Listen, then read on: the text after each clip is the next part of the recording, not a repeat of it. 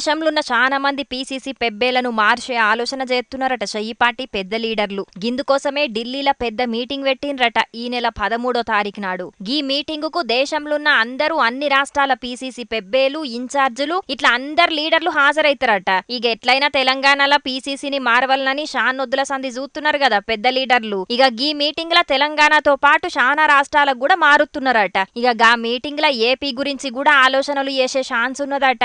ఎందుకంటే మొన్నటి ఎలక్షన్ల పీసీసీ గున్న షర్మిలక్క పనితనం ఏం కండ్లె వడలేదని గీ ఆలోచనలు చేస్తున్నారట.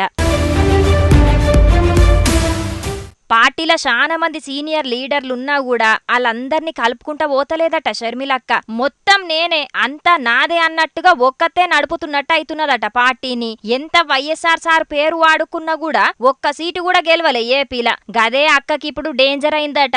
ఓగాల పీసీసీ పదవి గనక